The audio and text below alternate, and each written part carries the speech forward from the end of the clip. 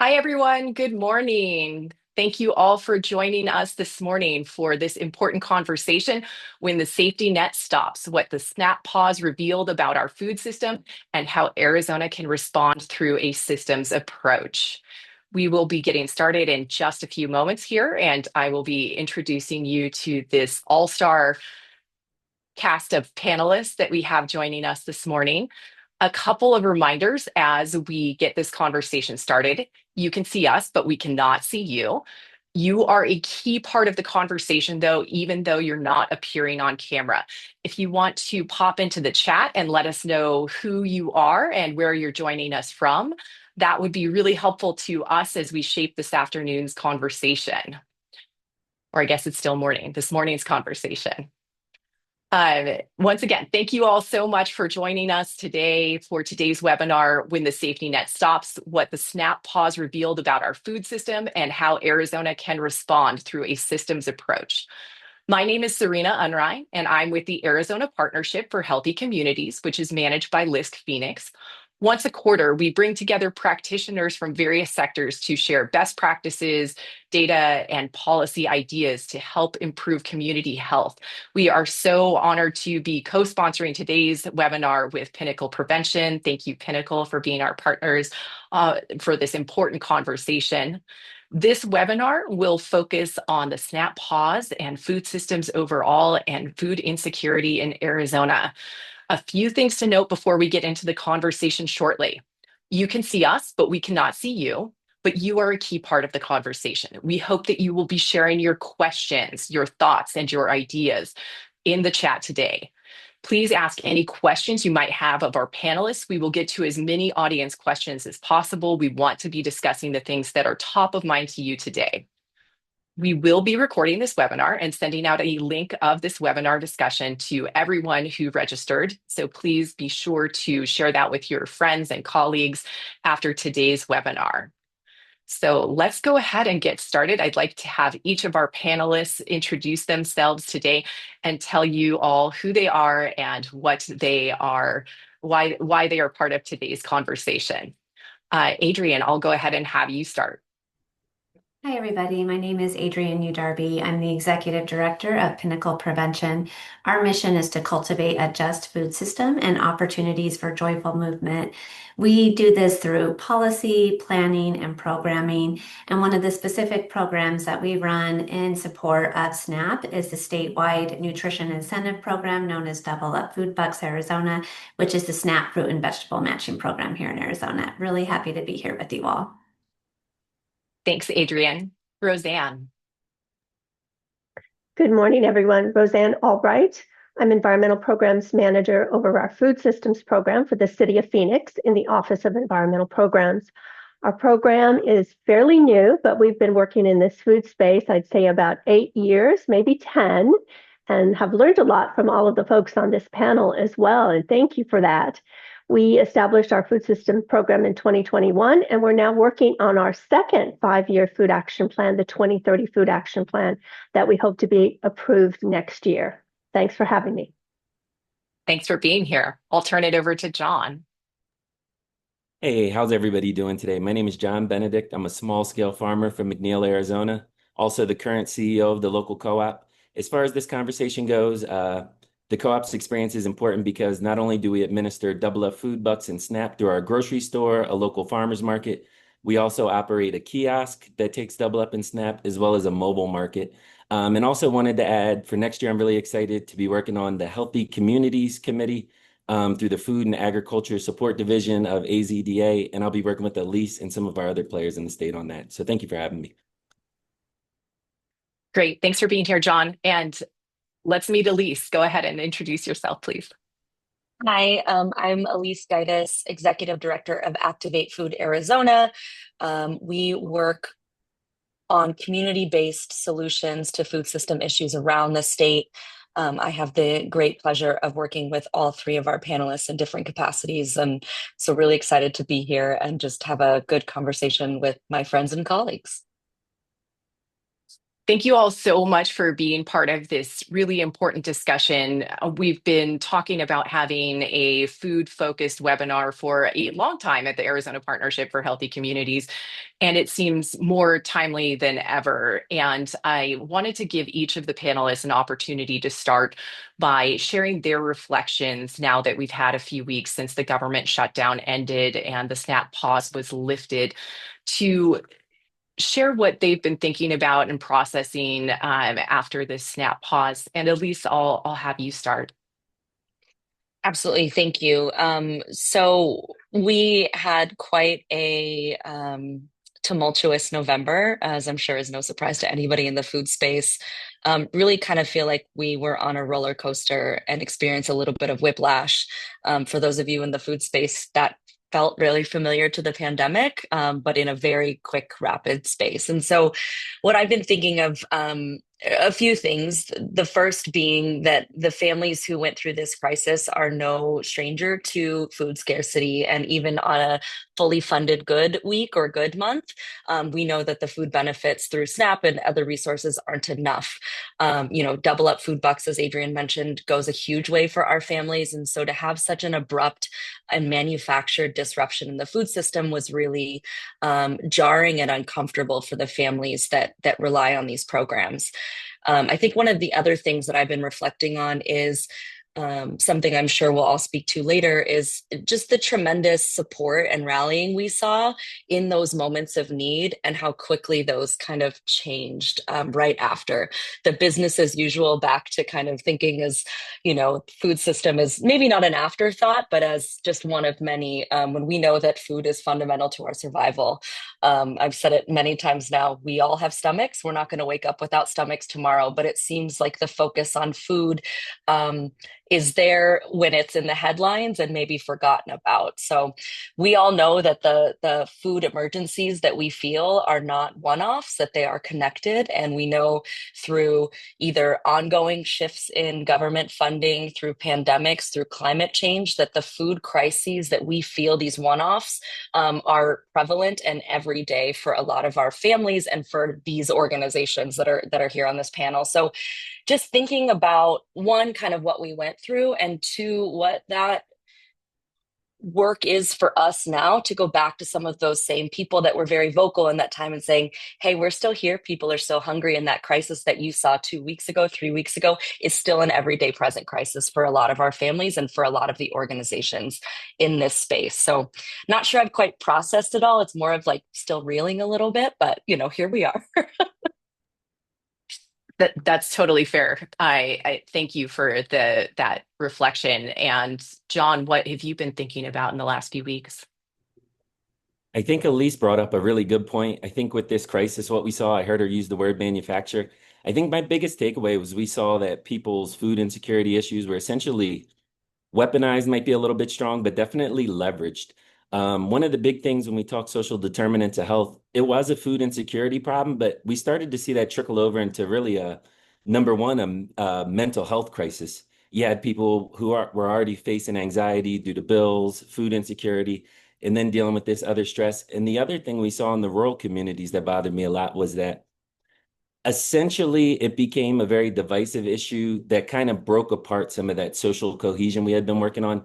You saw where people were blaming other sides. This was a Republican issue. This was a Democrat issue. And I think Adrienne, Rosanne, and Elyse would all agree, this is one of the few things that isn't partisan when we're talking about food. So hopefully we can get on here and look for some solutions going forward. I think my biggest concern is that seeing how this was weaponized against our communities, we may see this again in September. I'm sure Adrienne could speak to this a bit better. But as I understand, we're under a CR, which means come September, we might be seeing this thing unfold all over again. And very possibly we could hold out longer. So hopefully we can get on here today with some of the groups, talk about some opportunities to possibly start building some safety nets. That way these things can't be leveraged against our communities. Thank you for that. And yes, let's talk about it. And I will continue with having Rosanne and Adrienne share their thoughts and their reflections on the SNAP pause. But I just wanted to remind the audience that feel free to ask questions at any point during this conversation. If someone says something that you'd like to dig deeper into, by all means, let us know so we can talk about those topics. Rosanne, what were your reflections on the SNAP pause? Well, I feel like Elyse does that it's not over. And one of the things that I definitely saw is that and when I say we as a collective, everybody in this panel, our community, our residents, our government, our philanthropic organizations, everyone was not prepared. We were not even ready for this emergency, despite the fact that it wasn't too long ago we went through COVID and the pandemic and all of that brought. Yet I feel like we didn't learn anything. We didn't create, as John said, these safety nets. And one of the things that was very challenging is even though at the City of Phoenix, we have a food system program, we have a plan, it is still not top of mind like it should be.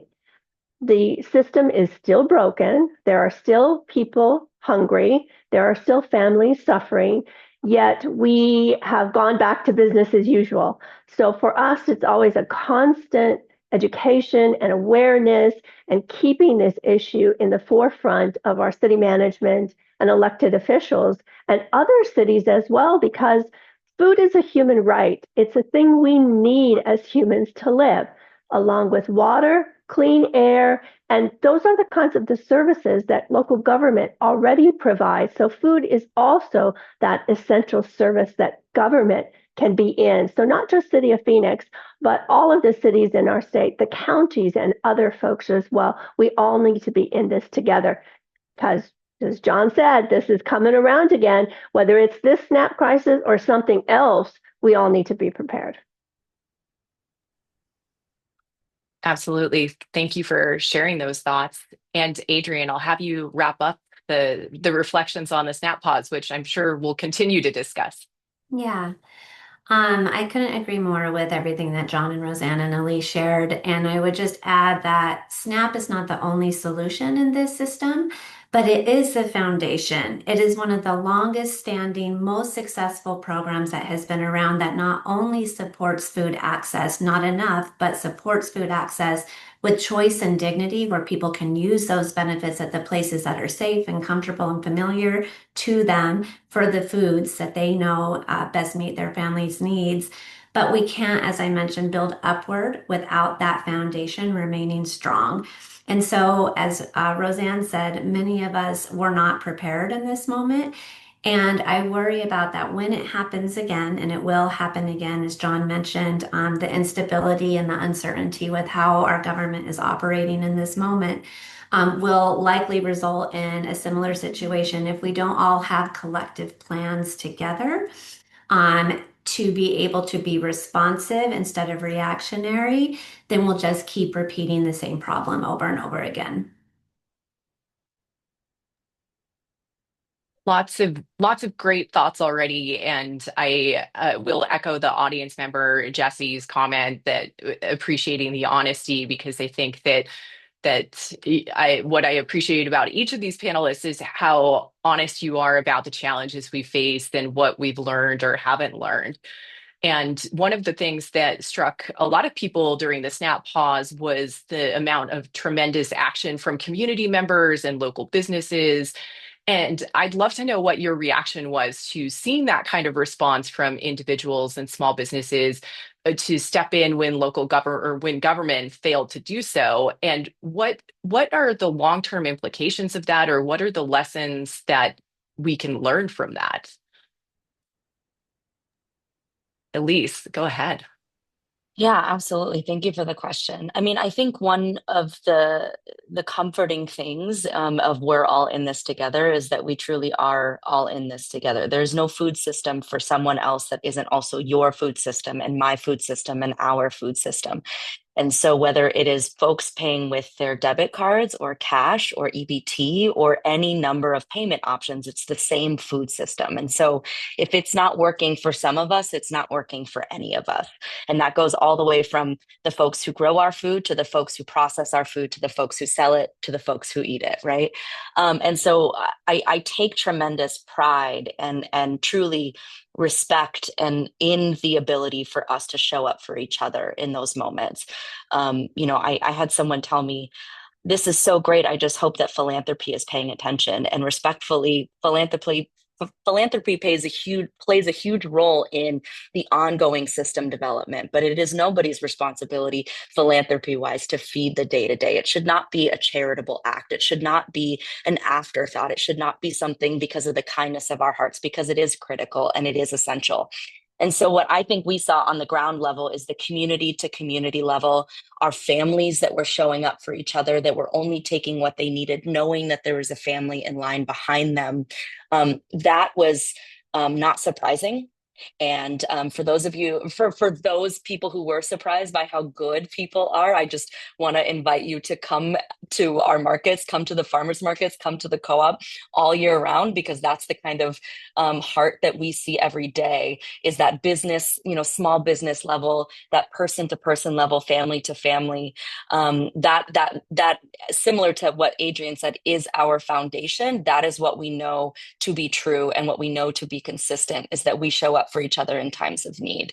I wish that we didn't have to, because as John said, on top of already worrying for bills, and maybe I'm going to tap into my rent budget this month to make sure that my kiddos have food, and now, oh wait, that rent budget doesn't come back at the end of the month.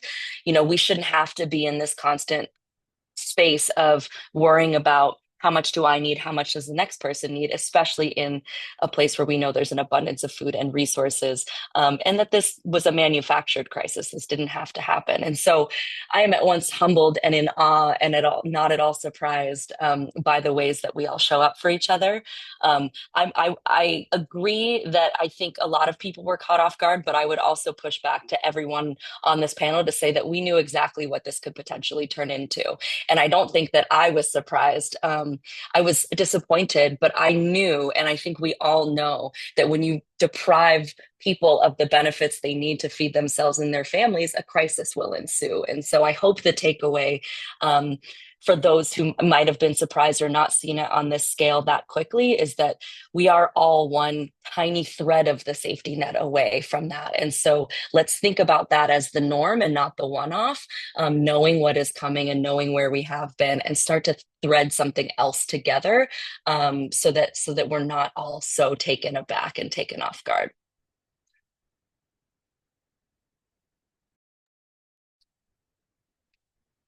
Thank you. That is so thoughtful and eloquent, Elyse. Does anybody else want to hop in and share any reactions you had from seeing responses from local business? Go ahead, John.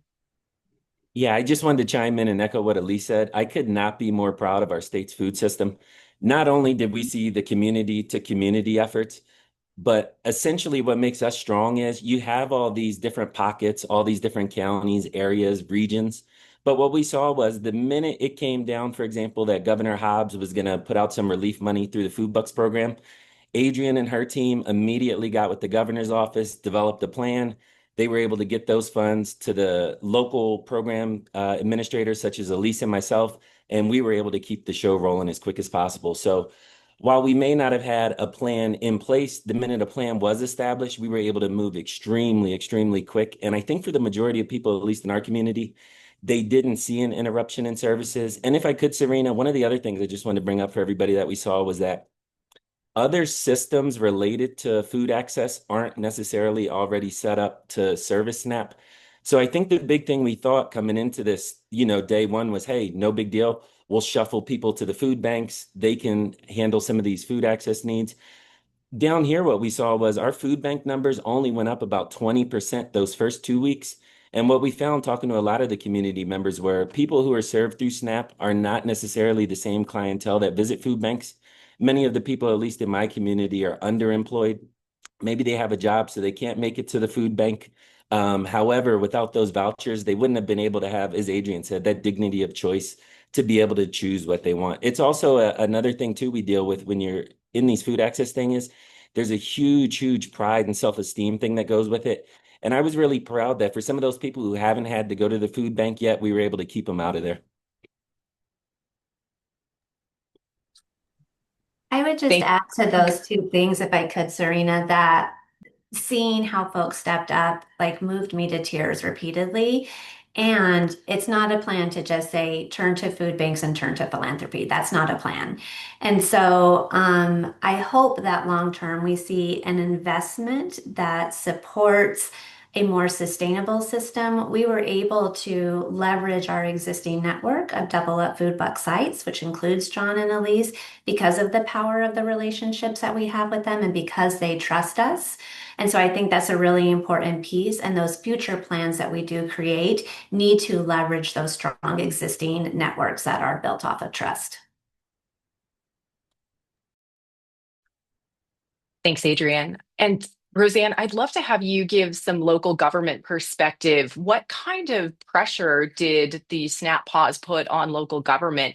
And what did you do at City of Phoenix to respond to that gap in funding? Yes, thank you, Serena. There definitely was pressure once this occurred from our elected officials, from our community, from our nonprofits and community-based organizations to turn to the city and say, hey, what are you doing about this? Can you do anything? And we did a couple of things. One, we immediately started a food and fund drive to provide additional food and funds to St. Mary's Food Bank, which, we had lots of city employees come up and contribute as well. However, we really wanted to do more. And we worked with our Human Services Department and my office, and we came up with some solutions for adding money to this effort. One of the things that happens is it's not only food, and Elyse has alluded to, if you're buying food now, you may not have money for rent, you may not have money for utilities. So our Human Services Department put a plan together to provide funding for SNAP recipients for rent and utility kinds of assistance. And our office worked directly with Adrienne and Elyse to provide additional funding for their programs, for the Food Bucks Now program that the governor had put together, additional funding that would have gone through December. Unfortunately, and I'm very saddened by this, the shutdown caused our government officials to think that the crisis is over. People are back to work. SNAP is now back, and everything's over. And despite our efforts to educate those in city management that, no, it's not over. The crisis is still there. There was a crisis even before SNAP came. Not everybody's eating. The hunger rates and food insecurity rates are still high. So unfortunately, because of our bureaucracy as well, we weren't able to disperse those funds, and still battling internally to try to get some of those funds back out because it's the holiday season. The crisis is not over in my mind, and I think my panelists would agree as well. So that's the challenge for us, is even internally, we're battling for that education that a food system happens all the time. We're all part of that food system. And we have a food system program because it's not working right now. It's not working for everyone. It's not. So in order to keep this issue at the forefront, it's definitely an internal battle. We have to try to keep those issues at the forefront with our city management and elected officials. And it's really hard because there's so many battling priorities. And that may be one of the reasons that until there is no food to eat, then people think about it. But once, everything comes back to somewhat normal, then folks forget about it. So battling internally continues. That's why I would love to see more collaboration amongst all of us, not just government, city, county, state, but also nonprofits, philanthropy, to all collaborate together to be prepared for this next crisis. We've all talked about it.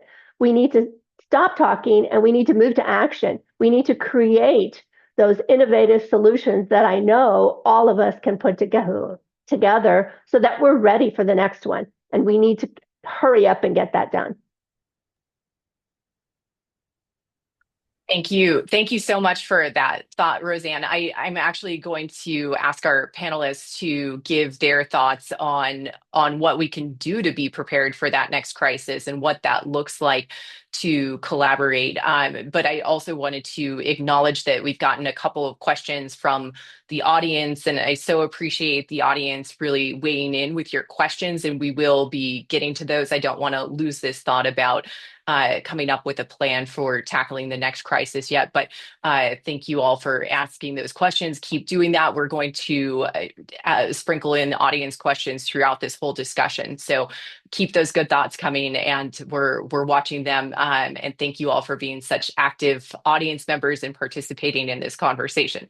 But anyway, back to Rosanne's point about coming up with a plan. Who leads that plan? What are your thoughts? What does that look like? Where do we go from here? And whoever wants to answer that question, you can just unmute and share your thoughts. Okay, Elyse, we'll put you on Jeopardy. That was very fast. Yeah, no, I probably should give it a second for a second thought. But I mean I would say that, not to point at the people on the panel, but the people on the panel are the experts. We are the food system experts, right? And so I think one of the going from reactionary to proactive is that we had to wait for someone to pick up my phone call and Adrienne's phone call to talk about this at the government, at the governor's level. We had to call out instead of somebody calling in. And so Adrienne and I have talked about this a lot. I think one of the things that has highlighted my next steps is thinking the language that we are using, which our organizations work very closely together. We're very aligned in terms of kind of values and approach.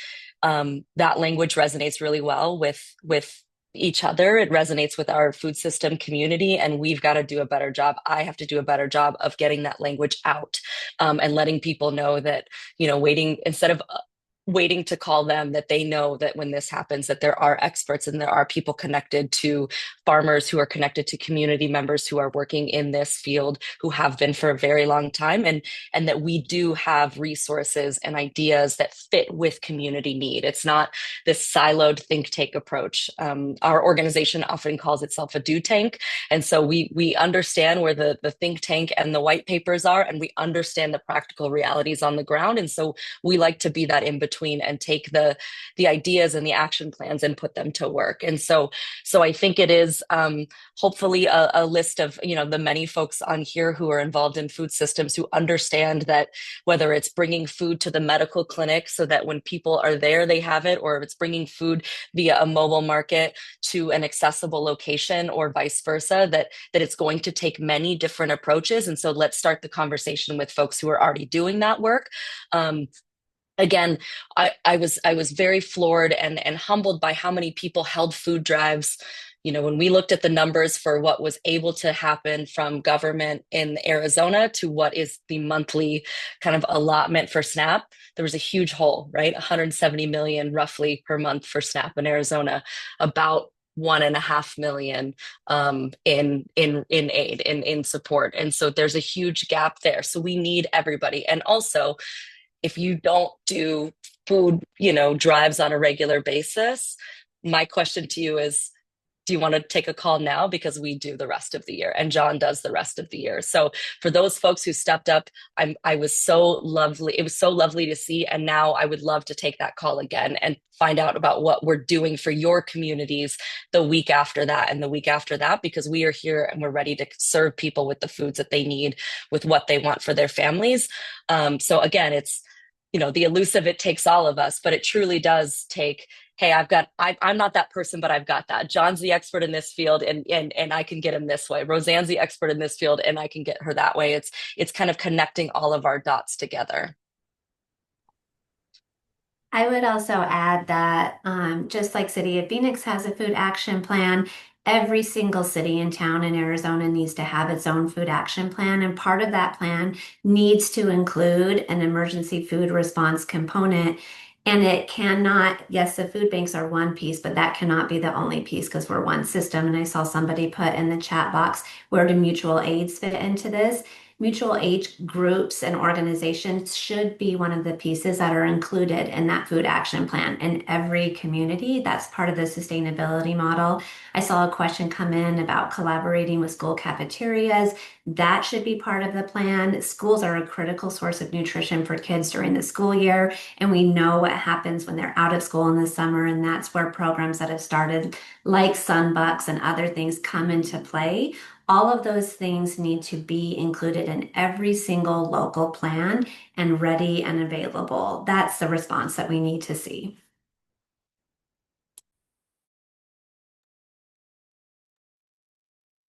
Go ahead, Rosanne. And Serene, if I could follow up on that, I will share that there definitely is a way for other cities to become involved. And oftentimes, as a leader, you can bring all of the other parties to bear as well within your city. So there's an opportunity to create food system goals within your comprehensive general plans, within your land use plans. There are ways to think about it, not only from the production side, but also what do you do with your food waste? How do you encourage development to incorporate food assets like community gardens and housing developments, or a healthy corner store or community kitchen in a transit-oriented type of development? We know based on our experience that our community, our residents are telling us we want these things. We've done several plans over the past 5 years that are not food action plans, that are transit-oriented plans, that are strictly land use plans, housing plans, and everybody wants to have some sort of food asset in that development. So people want that. Our community is looking for that, and it's possible. I'll offer that as the city, along with Tempe, is doing some great work as well. We would love to get our cities together to talk. And we can certainly do that. And that's just one piece of that collaboration that's needed.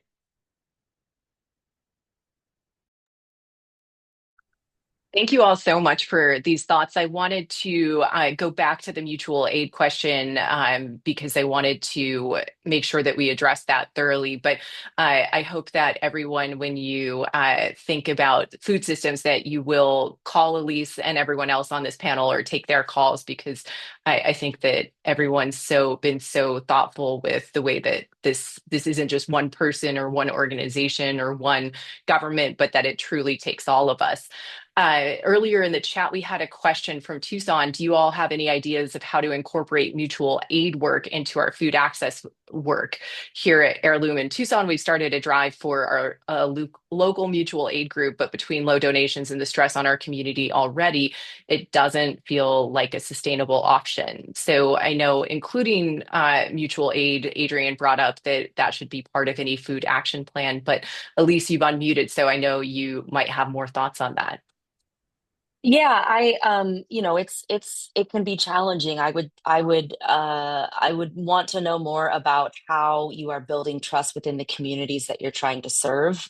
We have a network of community fridges up here, and it's a no questions asked, take what you need. We are constantly, our markets are filling those fridges on days when we have excess food. I taste stuff from my own fridge. It's just become part of my routine. So a few things. Activate Food Arizona is slowly rolling out a kind of toolkit for individuals who want to get involved in food system advocacy. And I'm certainly legislative and policy work is important, get your voice heard, but more of those, what can I do in my own community to show up for each other? And mutual aid is the foundation from, the civil rights movement on into we got this, we can take care of each other. So there's a lot of precedents for mutual aid working within community. I would go to promotoras and community health workers. I would find the parents, specifically the moms that are at those schools that are trying to find resources for their kiddos, start to build some trust that way. I would make sure that any sort of mutual aid location is located in communities where it's going to be easy to walk and access. If you have the funds to buy a fridge and know somebody who will plug it in, do that. If you can share resources of where those fridges or other drop sites already are, please share that in multiple languages, depending on the communities that you serve. It does take a little bit of time, I think. And I think the other thing too is mutual aid is often not the thing that we shine and look at and see, because it's all of the work happening in the back end. It's the neighbor with the chickens sharing the eggs over the fence, right? And so it is sometimes hard to see the invisible part of mutual aid, but we know that it is a necessary connector from neighbor to neighbor and community to community. So I would start there. There's certainly a lot of resources on effective mutual aid strategies, but I would just say that trust and consistency and reliability is kind of embedded in how you show up, and making sure the foods are fresh, that they are not, rotten or on the way out. Not to suggest that anybody here is doing that, but those I find are paramount as well. That if I'm not eating those foods because they're bad and they're going bad, then why should we expect anybody else to do the same thing too, right? So building that dignity, building that trust and respect from the foundation up. And then certainly just a shameless plug to kind of check back on our socials in the coming weeks. We just rolled out these posters that say access to food for all. We're developing a toolkit of resources. We kind of want to do these, mutual aid everywhere type of approach. And so we will have a toolkit available for how individuals can play a bigger role in their community food systems. Great. Thanks, Elyse. Just to mention that we will be sharing links to any of the resources that our speakers mentioned. That will come out with the recording link to this discussion. So anything that's mentioned during this chat, we will be sure to share that with everyone as well. And yes, I will echo Mira's comment in the chat. Cannot wait for the toolkit. That's very exciting. Because we have someone who actually grows food on this panel, I wanted to give John an opportunity to share his perspective as a farmer and entrepreneur. And what is it that you want people to better understand about the farming sector's capacity and ability to respond to demand? And I just wanted to make sure that you had plenty of time to share your thoughts, because we're lucky enough to have you on this discussion today. Yeah, I think one of the things that I'd like to stress to everybody is community health is not just the responsibility of the government, the nonprofits, the citizens. I think private businesses and the farmers should be held accountable too. One of the things we've talked with a lot of our growers about is down here in Cochise County, we see about 17% of our community on SNAP. That equates to roughly 1 in 6 individuals who are on SNAP. Right now, we're selling, for a real world example, is something we talked about. Right now, we're selling carrots for $5 a pound. If I was just to increase the price by $1 to those other 5 members of the community who are not on food stamps, essentially we could create our own subsidy where us as the communities could be supporting that 17% of people who are currently on SNAP. I don't think enough private industry or even the farmers are asked to give in. I think the biggest thing too, I would say, is what we learned from this, where we had farmers who were able to donate to cover the spread. It was one of the ways we were able to prop up the community. But what we saw was, as the farmers, by standing strong, standing with people, yeah, maybe I took a small loss last month, but the gain on the back end, once the systems do continue to build. And the other thing too, I'm sorry to go off on a tangent, but I also think SNAP in a lot of these rural communities, it's really just a symptom of a broken economy. So as much as we want to keep advocating for food access and SNAP, I think as private entrepreneurs, what I should be trying to do is create opportunities to hire some of these people, to pay them through private industry, and then possibly they're not as dependent on the government for funding. So entrepreneurs, private industry, farmers, agribusinesses, they really need to step it up.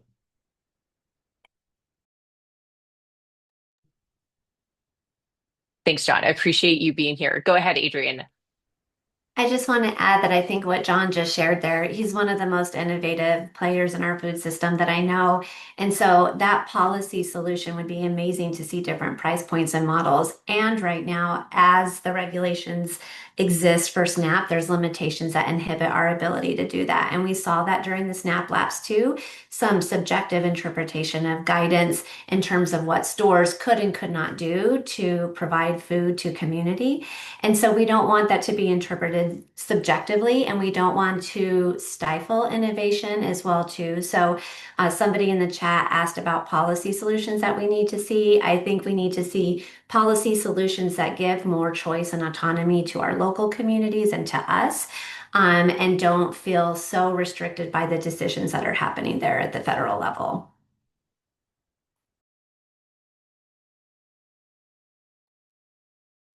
Thanks, Adrienne. I wanted to go back to a comment, and this just came to the hosts and panelists, but Catherine, I hope it's okay that I'm sharing this, but Catherine shared that in a manufactured home community, that management had set up a food bank in the clubhouse for residents. And I think that speaks to this connection between where we live and how important it is for community development and other sectors to be thinking about access to healthy food. And so I know there are some people from the community development sector in the audience today. And so I wanted to give the panelists a chance to answer or to think about how the community development sector can really participate in building long-term community-driven solutions to end hunger, and what kind of efforts and connections need to happen between housing and transportation and economic mobility. And Elyse, you're off mute, so you get to go first. Well, just to say that my background for a little brief moment was the intersection of the urban built environment and food access space in grad school, which was a long time ago. But I will say that this is something I think about a lot, and it really spans rural or urban. From a development perspective, I mean, the exact statistics around how many people leave because they're looking for different amenities, I'm sure costs a lot of money in an apartment in a community. And so I've always had this dream for our mobile markets, but really just for a community asset map that every person that moves in as part of their welcome package gets. These are the resources that are coming to your community. Here's how you take advantage of Farm Express, the mobile market. Here's how you take advantage of the farmers market down the road on Saturdays. Here are the different assets. You are 2 stops away from this community place on transit. And so I would love to see a bigger connection between the development side and the assets that already exist in a community as a way to keep people housed, keep people in the place, right? I can't tell you how many people will go to one mobile market stop and then one street over, none of those folks know that we are there for them. We're a small organization. We do a lot of outreach, but we can't do all of the outreach, right? And I will tell you from a direct service food perspective, the best relationships and the most effective communities that we work in are the ones where the property managers, where the developers know about us. They ask for our flyers, they're handing them out, and they're getting that out to other communities. Because then I get a call from the next property they create and said, hey, I've heard that this is an asset and something that you offer over here. Can we get that at our site as well? And so I think that as you know, housing is a big issue in rural communities as well. There's a way to create a community asset map where every resident that moves in knows what's in their backyard, knows the opportunities available, can go volunteer at a community garden, can connect to resources at their kiddo's school to really kind of play a big role in that. That would be a tremendous partnership to develop.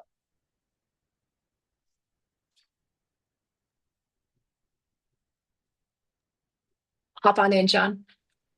Yeah, very similar to what Elyse said. One of the things we want to work on down in Cochise is this idea of community care hubs.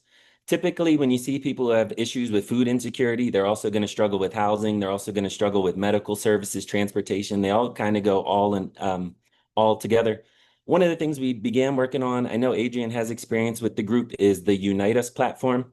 With this idea being that you could have community-based organizations refer their clientele to other CBOs for similar services. So we began working on this. One of the biggest things that emerged during the SNAP crisis was about 1 in 5 individuals on SNAP are disabled. And a large percentage of people who were on SNAP coming to the co-op was actually because they had a medical ailment. I was just speaking with a man recently who told me he had diverticulitis. And where it's tough is that this gentleman literally has no choice but to eat fresh, healthy foods. And as we all know, that price point doesn't work for a lot of these people with low income. I think whether it's through things like the 1115 waiver, I know other states have worked on food as medicine through the Rural Health Transformation Program. But I guess this would be my call to the healthcare industry. Let's work on that cross-sector collaboration where if you do have those individuals who are low income and are struggling with a diet-related ailment, partner with groups like Elyse. As she said, I'm sure she would be more than willing to come to your clinics, come to your hospitals with the bus. And that way, if you have those individuals who are extremely high need through these community care hubs, we can essentially work as different CBOs to essentially it's a complete holistic way of treating community health needs.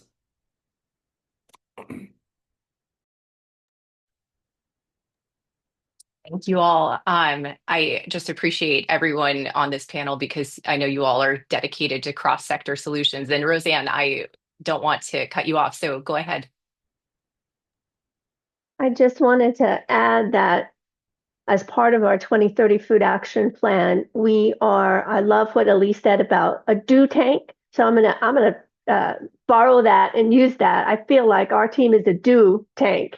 And so we are working towards talking with developers who are creating these housing developments, these commercial establishments, who are doing all of this work and working with them and listening to them and making them aware about the importance and the value that a food asset can bring to the development that they may either be creating a new one or renovating an old one.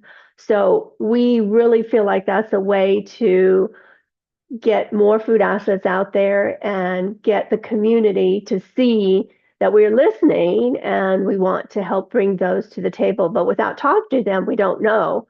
We also want to talk to our healthcare providers. So I'm very happy that John is making some headway there as food is medicine, because that's so important without our healthcare providers and understanding that they can contribute to this. And by doing this, we can help reduce their costs as well and still bring value to the individuals that they serve. So really excited that other folks are thinking about these things too. Agreed. It's impossible to be healthy if you can't eat, right? Like to Elise's point earlier that we all have stomachs. I think that that's really been sticking with me ever since I heard her say it last week in our practice session. I wanted to also, one of the things that we had talked about when we were originally talking about a food security panel was months and months ago, long before the SNAP pause, was talking about what food security looks like in Arizona, where we're facing a climate that's getting hotter and drier, and knowing that there might be another benefit pause in the future or whatever the next crisis is. We know that likely it's going to be not a more hospitable climate for growing food in Arizona in the future. So I wanted to have an opportunity to not just focus on the crisis that's the thing that's in our rear view mirror right now, but also think about how do we address food insecurity while also recognizing that we're facing a water shortage and hotter temperatures in Arizona, and what are some of the solutions that community organizers and farmers are implementing? What does this look like? What should we all be thinking about?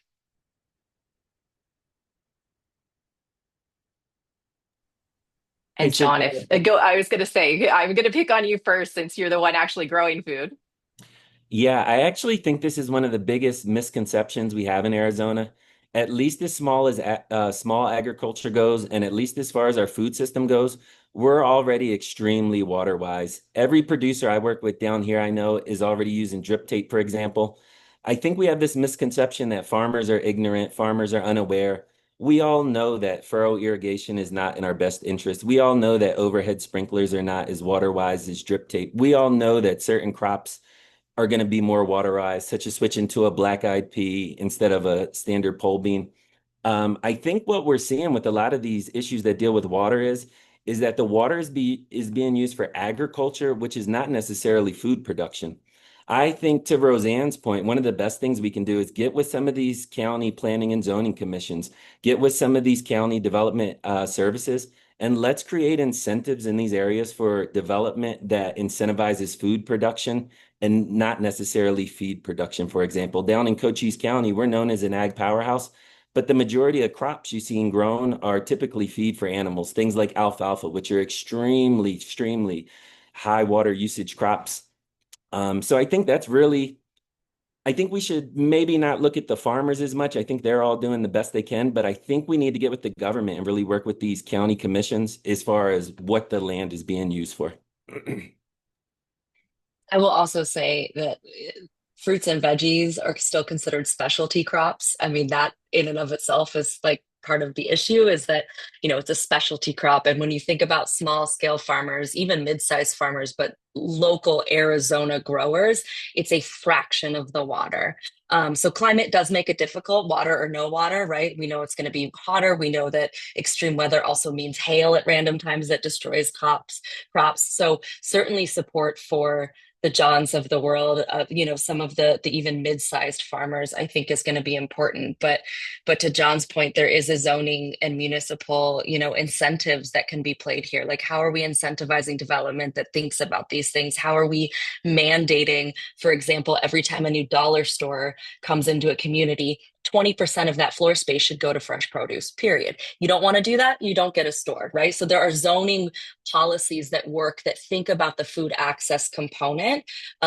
As we use more water for development, how are we thinking about the water savings that we get by bringing in local food in and on top of that? I would also add that, to John's point, most of our food producers are already implementing, they hold the wisdom. They're doing the sustainable thing already. And SNAP is a huge economic driver that supports additional revenue for our farmers for them to be able to continue to grow amid the climate threats. So farming is inherently risky.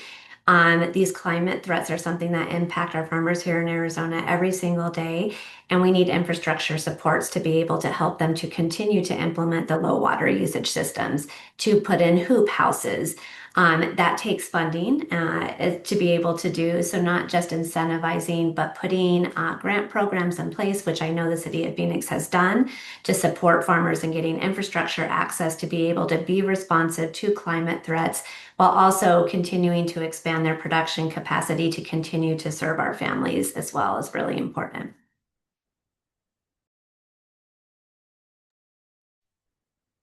Such good points. And I wanted to reflect or to go back to John because John had made an important point when we first met and talked about how the AMA regulations really impact local producers. So I really appreciate what Elyse is saying about zoning and how there is the ability for local government to really mandate that fresh fruits and veggies are available to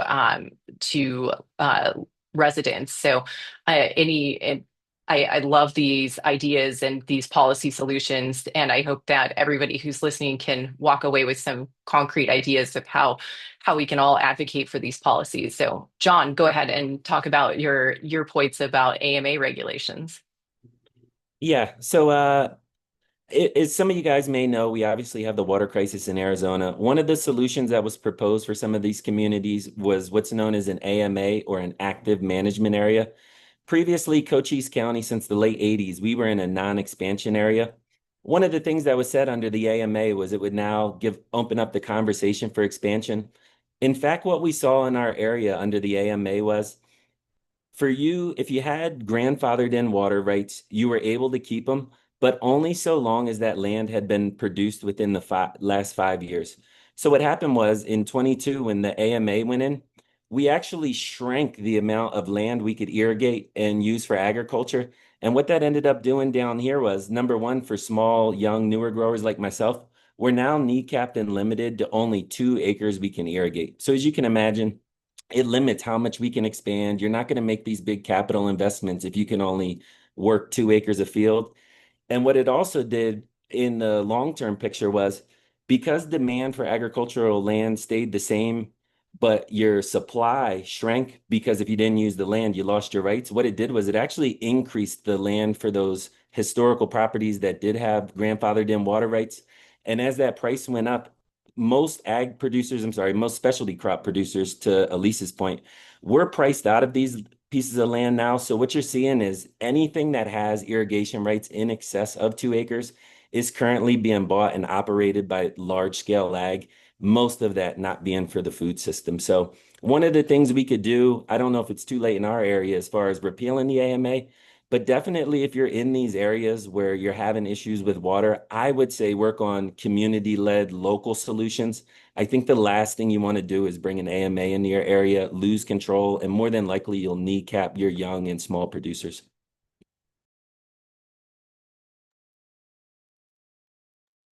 Thanks, John. Go ahead, Rosanne. I see you unmuted. Go for it. I feel like I need to jump in here because there's been lots of discussion about local government and planning and zoning. There certainly are ways that City of Phoenix is working on updating our urban ag or creating an urban ag text amendment to include all of the kinds of things that we're facing. And one of those things is that loss of land, as John mentioned, the loss of land. And so what's happening is there's an opportunity for city on parcels that are vacant and not slated for any kind of development to use that land for agricultural, food, educational type projects. And in order to do that, we need our elected officials and city management to really understand that importance of creating that kind of a food asset and the value of it into our system. So again, it's not only amending the zoning codes, but it's also, again, making our city management and elected officials aware of the importance of all of this. I do want to say that it's been challenging, and changing zoning or creating zoning is always challenging. I think the benefit of all of us cities getting together and creating these kinds of policies and amendments, if we did it together, it would make things a lot easier.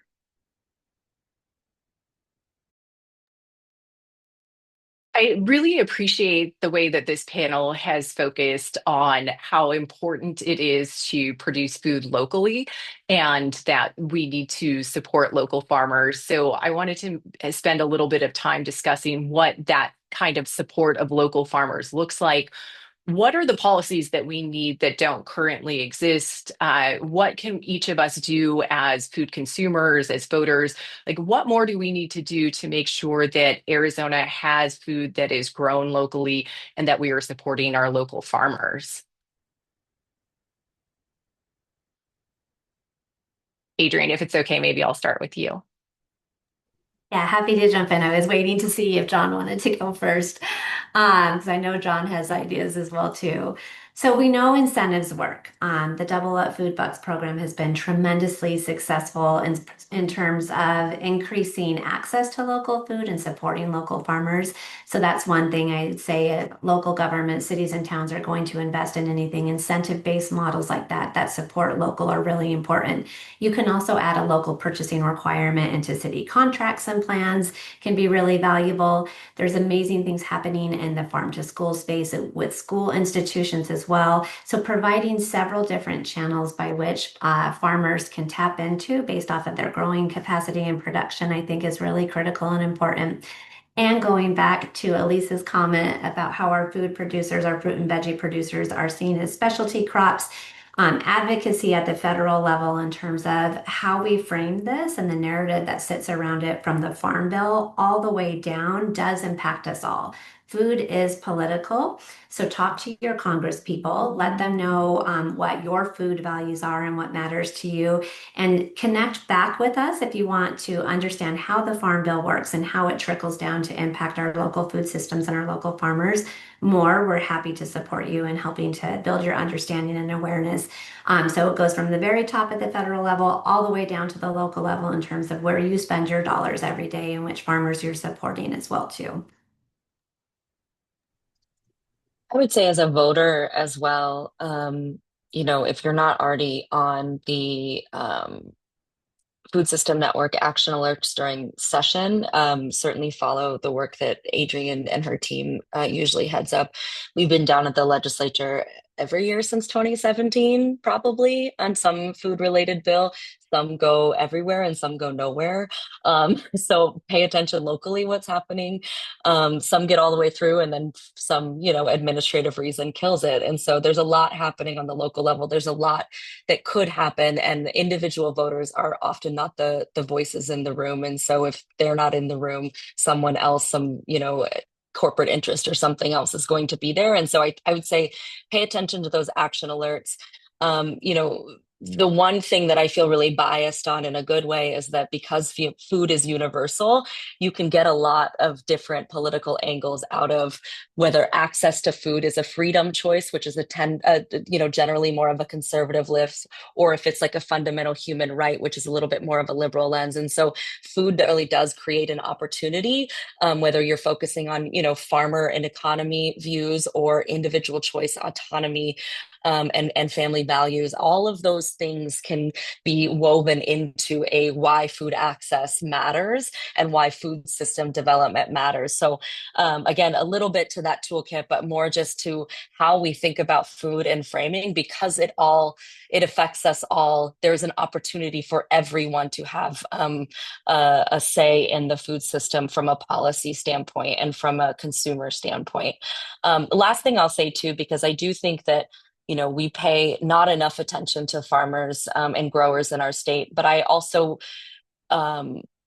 work really hard to make sure that Activate Food Arizona is approaching it from the community perspective, which is often folks who are in the shadows, literally and figuratively, who are left out of the conversation, who are dollar to dollar. So certainly Double Up Food Bucks transforms a family's ability to buy local in ways that I have seen firsthand on our markets for the last decade. Sometimes there's a price point that they are priced out of, but Double Up and other incentives allow for that. On the development side and on the healthcare side, those incentives exist as well, whether it's a voucher to get fruits and vegetables as part of a prevention program with the clinic, whether it is any sort of food as medicine prescription program. Those are fundamental elements to a family's ability to support local, right? That we need to be able to pay the prices that the farmers need to keep their farms open. And we also need incentives from private sector, from healthcare, from health insurance to ensure that those foods, the locally grown foods, are getting into the stomachs of everybody and not just people who have the means and the dollars in their bank account to buy them. So Double Up Food Bucks, any sort of healthcare incentive, those go a huge way to supporting the local food economy as well.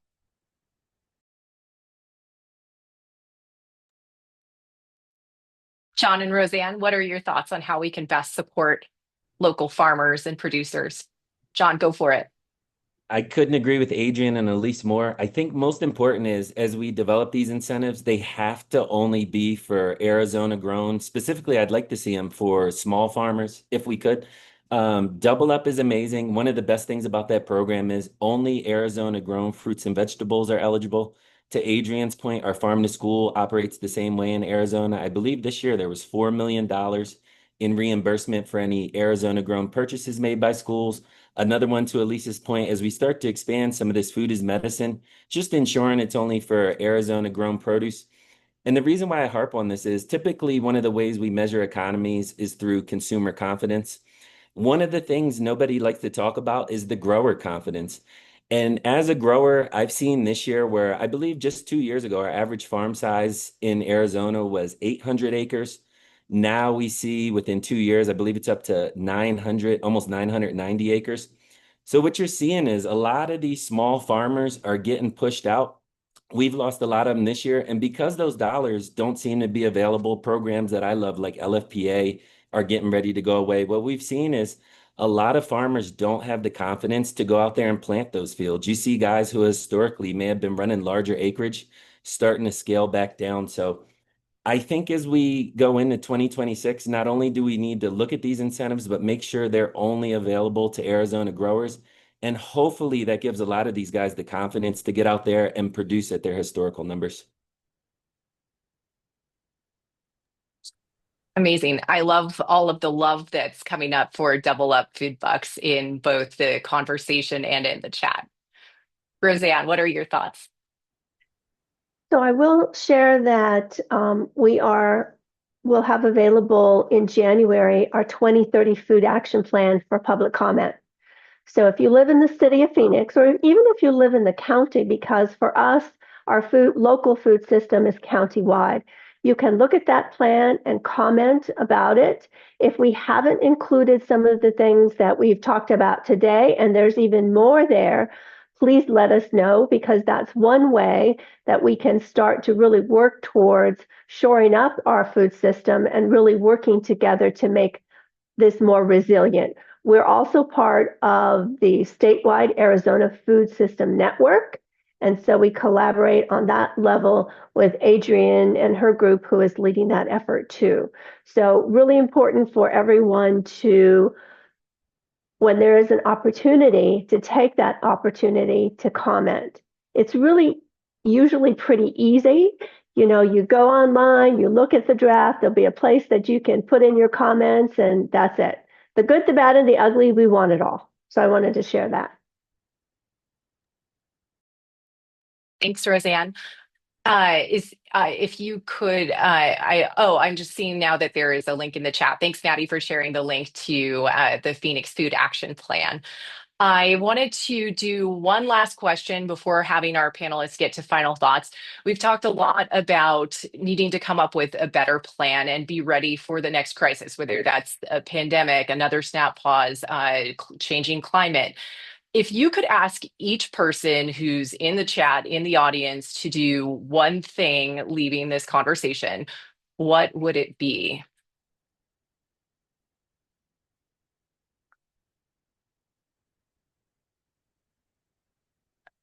Okay, Elyse, how about I start with you? No, she's John's off mute. John's off mute. okay. Go. Okay, not it. Okay, John, go for it. I think for everybody on the call, the simplest thing you can do is to continue to shop local. As we talked before, a lot of these solutions can come from private enterprise, can come from private industry. I know for a fact with our cooperative, one of our goals for this year is to start building in some of these incentives, start building in different price models where we can start to fund a lot of our own food access programs for our community. So it doesn't really require much of a change. You're already purchasing food. And even if you don't live in Cochise, get out to the Express Mobile Markets, support Elise's operation, get out to any of your local farmers markets. Heirloom's an awesome one if you're in Pima County. But that would be my biggest ask of everybody, is just continue to support local. And if this hasn't really came across your consciousness as to why it's so important, hopefully now maybe you'll see why we need to just support our local systems and our local producers more. Thank you, John. Shop local, everyone. Okay, Adrienne, your thought. I would just add, I love that one. And I would say our food system has so many different moving parts, which is why it's this intertwined, interdependent system. So oftentimes folks feel overwhelmed at where to start. So if you just had to do one thing today, is contact an elected official. It could be your congressperson or it could be your city council member, and tell them that food matters and that you want to see whatever, name your three priorities are, that you just want to see a plan developed, that SNAP is important, that you want to see safeguards put into place. So if you leave here today, I hope all of you will contact at least one elected official and tell them why food matters to you.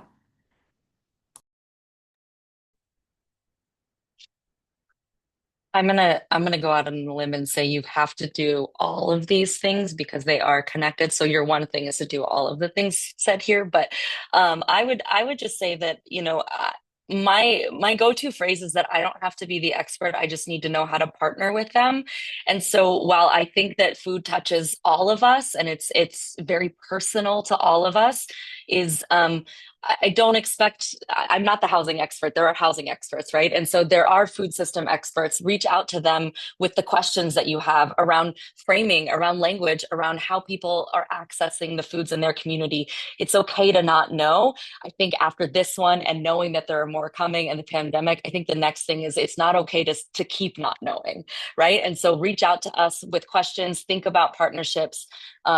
The little bit of a two-parter, I would say on that same vein, if you do one thing, is every time you're considering, oh, I want to go for lunch today, what am I going to have? And kind of thinking through how many times you're thinking through, I have to run to the grocery store after work, or I'm going to stop at the farmer's market this weekend.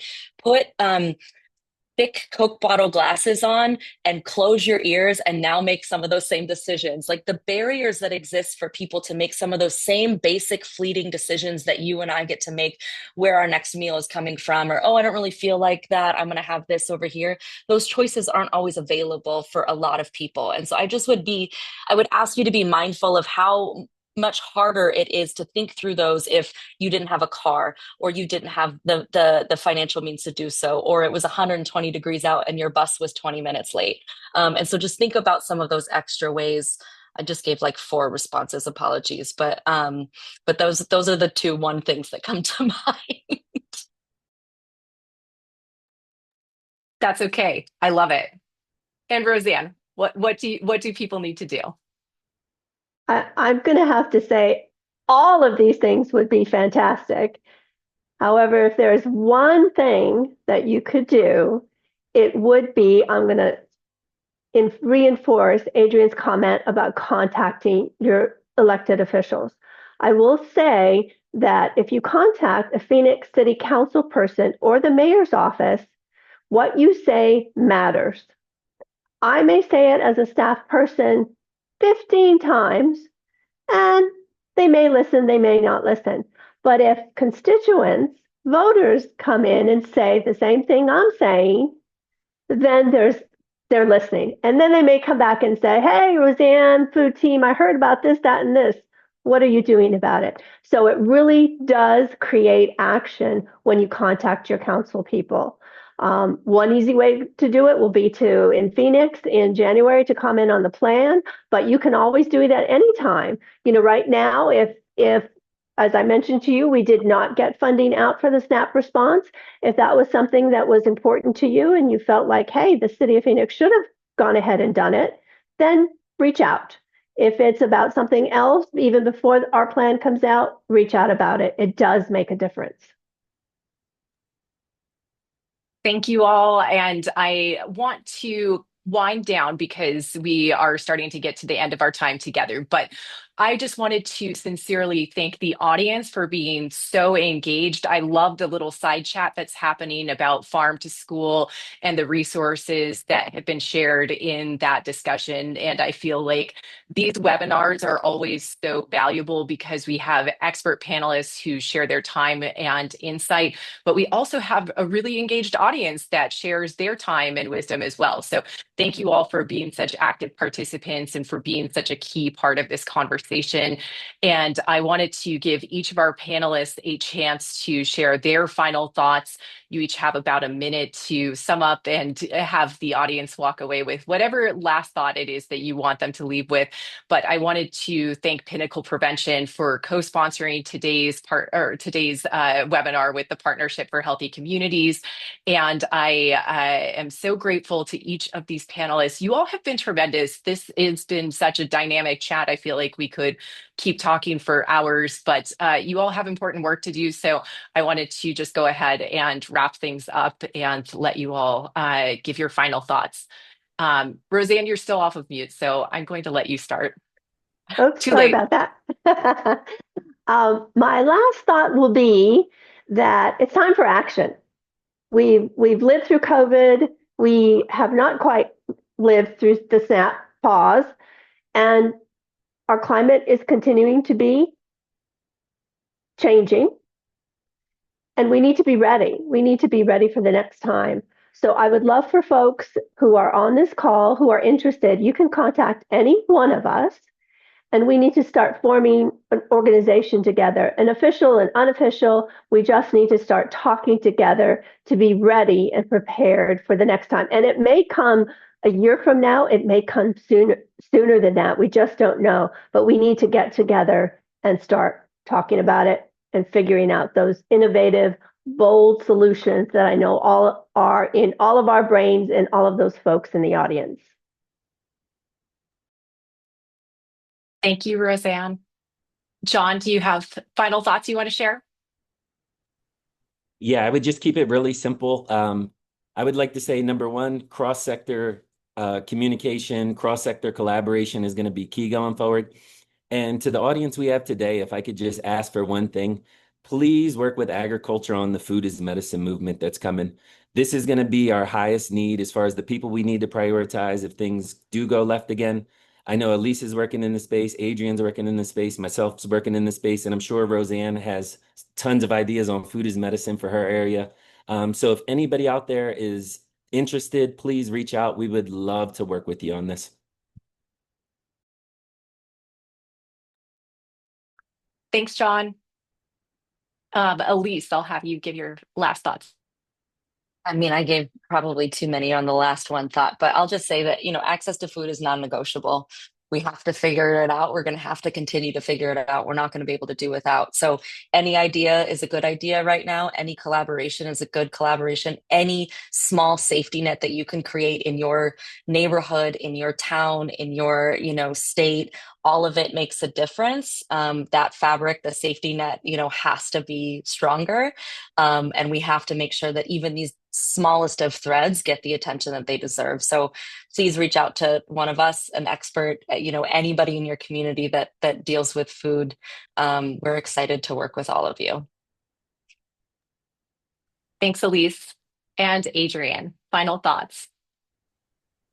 I love innovation, and if we do what we've always done, we'll get what we always get. And so if we're continuing to do what we've always done, we will find ourselves in this crisis again. So be bold, be innovative, try new things, connect with us to test new ideas. It will be imperfect and will likely fail, but we learn from those failings as well too. So just encourage you to be bold and innovative. Thanks so much for this, Serena. Thank you all. Thank you, panelists. You've been amazing. And this is such an inspiring and hopeful conversation, I feel like, coming out of a time that's been really rough. And I am just so encouraged by the work that each of you are doing, encouraged by the audience and this discussion.